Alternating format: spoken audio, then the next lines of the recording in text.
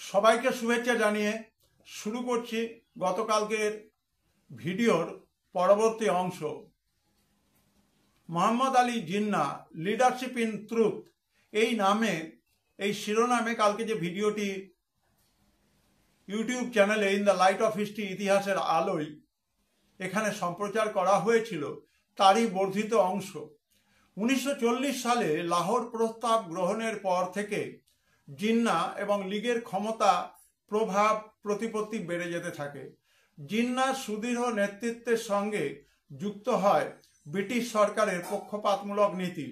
জিন্নাহর কূটনৈতিক কৌশল মারফত ফজলুল হককে সরিয়ে তার বশংবদ সোহরাবর্দীকে বাংলার প্রধানমন্ত্রী করা হয়। আসাম, সিন্ধু, উত্তর পশ্চিম সীমান্ত প্রদেশ, পাঞ্জাবে লীগ মন্ত্রিসভা গঠন করে। এইভাবে 5টি প্রদেশে লীগের মন্ত্রিসভা গঠিত হলে জিন্নাহ এবং লীগের প্রভাব প্রতিপত্তি দারুণভাবে বেড়ে যেতে থাকে। মন্ত্রিসভাগুলোর নানা প্রতিশ্রুতি মুসলিম জনতাকে নানাভাবে উদ্বুদ্ধ করে এবং দিকে দিকে লীগের উগ্র এবং কঠোর সাম্প্রদায়িক স্বেচ্ছাসেবক বাহিনী গড়ে উঠতে থাকে।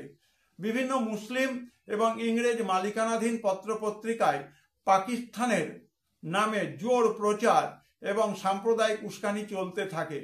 পাকিস্তান নামের জাদুমন্ত্র আপামর মুসলিম জনতাকে আচ্ছন্ন করে রাখে এবং এই ধরনের ধর্মকেন্দ্রিক জাতকেন্দ্রিক যে মোহ মানুষকে বিপথে পরিচালিত করতে পারে তার ইতিহাস আমরা দ্য গ্রেট ক্যালকাটা কিলিং বা কলকাতা যে গণহত্যা হয়েছিল সেখানে কিন্তু আমরা তার নিদর্শন দেখতে পাই।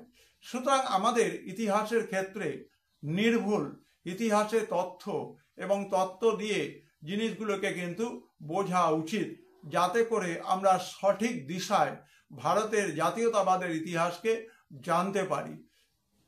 চতুর্থ সেমিস্টারের জন্য দ্বিতীয় অধ্যায়ের মুসলিম লীগ থেকে হিন্দু মহাসভা দেশভাগের পথে ভারত এই যে অধ্যায়টি রাখা হয়েছে সেখানে কিন্তু আমরা জাতীয়তার ঠিক উল্টো দিকে উগ্র যে ধর্মীয় কার্যকলাপ এবং তার ফলে ভারতবর্ষে যে বিচ্ছিন্নতার বীজ তৈরি হতে শুরু করেছিল সে বিষয়ে কিন্তু এই ভিডিওতে আলোচনা রাখলাম।